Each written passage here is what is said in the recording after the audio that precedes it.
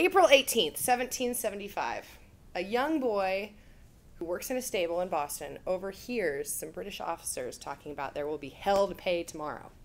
He takes this information and he runs to a silversmith that he knows named Paul Revere and tells him this information. Paul Revere then sets out on his serpentine-like midnight ride to Lexington. How did that happen? How was that so effective that the next day in Concord, the British were met by local militia that had been mobilized, and that started the American Revolution? We all know this story, or at least we knew it when we were in 7th grade. And it tells us about a valuable type of person that we all have in our lives, our Paul Reveres. And Malcolm Gladwell from The Tipping Point calls them connectors. And I want to explain who they are, how they're involved in our lives, and why they're important to us. So they know everyone. These are people that just know everyone. My dad was a connector, and connecting sort of runs in my family. Hint, hint, you want to be my friend? But people would say that the 6 degrees of separation law did not apply if you knew my dad. If you knew my dad, it was 2 degrees of separation. And that's exactly how it works. The first chain letter that was done in 1960s, which is why we have the term 6 degrees of separation, was by this psychologist who sent 160 letters to random strangers from a phone book in Omaha, Nebraska, and gave them all a name of a stockbroker in Boston. And the goal was for them to try to get that letter to him. And there were all sorts of estimates. Oh, it'll take 100 people or so and so. And what they found is on average it takes 6 people, which is why we have 6 degrees of separation. But they tended to travel like a pyramid. So you have 160, and then they all give it to someone who they think they know. And then it all ended up getting to like one person in Omaha or one person somewhere. And then that person was the final connection that got it to go. And same with our friends.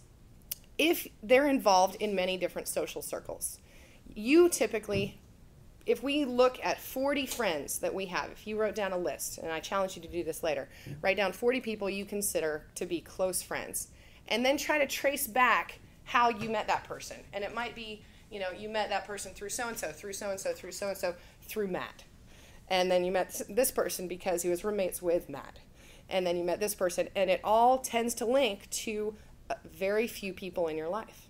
So those people, they're not really your friends, they're Matt's friends, right? So that you just sort of jumped in on. And these are the connectors in our lives. For example, how did this apply with Paul Revere? Let's take a look at his resume, which I just happen to have right here.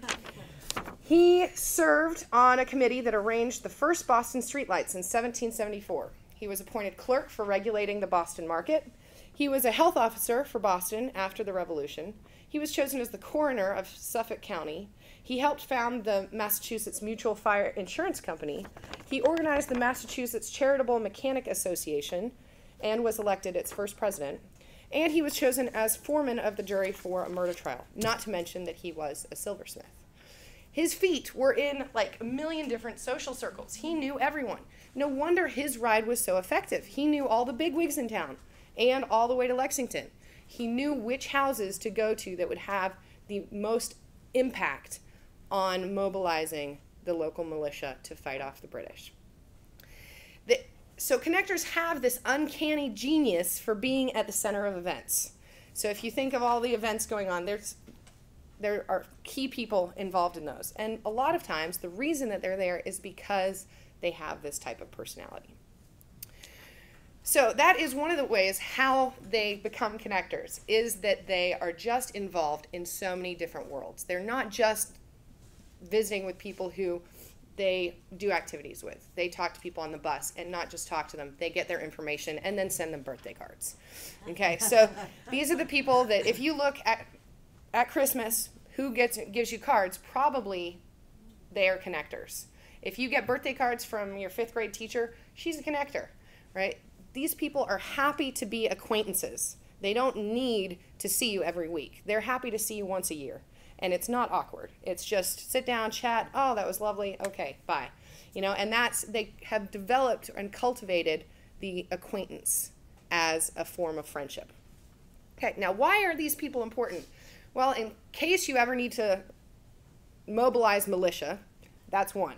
Okay, now that doesn't happen to many of us, but it's the same sort of thing. If you're marketing something, or if you're trying to spread the word about a band that you love, or a project that you're involved in, or a business that you're starting up, these are the people that you want to get that information to, right? They are the ones that will help you succeed. Also, they are responsible for your friends, right? Like I said, it all ends up going back to a few people. So you want them in your life because they introduce you to cool people, and a lot of times cool things. And then also they help you find jobs. Okay? If you're looking for a job in this economy, it's very important. A study by sociologist Mark Granovetter in 1974 was called Getting a Job. And he looked at the employment history of a few hundred professional and technical workers in the Boston area, or in a specific suburb called Newton.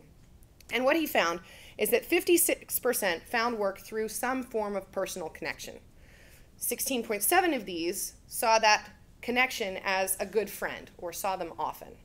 55.6% saw them occasionally, and 28% saw them rarely.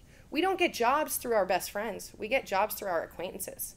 So these connectors help, they sort of cultivate these acquaintances, and then we, because we're friends with them, can be connected to them as well. Or it's a good reason to stay in touch with those acquaintances, right? If 83.6% of these jobs were found through some form of acquaintance, that tells us something. So in conclusion, Paul Revere was not the only person that did a midnight ride, and I bet you didn't know that. There was a tanner named William Dawes who went on the west side of the journey to Lexington, and he didn't manage to really recruit anyone for this. Very few of them showed up the next day. And the reason is that he was not a connector. He didn't know who to go to. He was stopping at random houses and trying to spread the message. And those random people were not connectors in the community. So it's good to know who your friends are, because they will help you in your life. Thank you.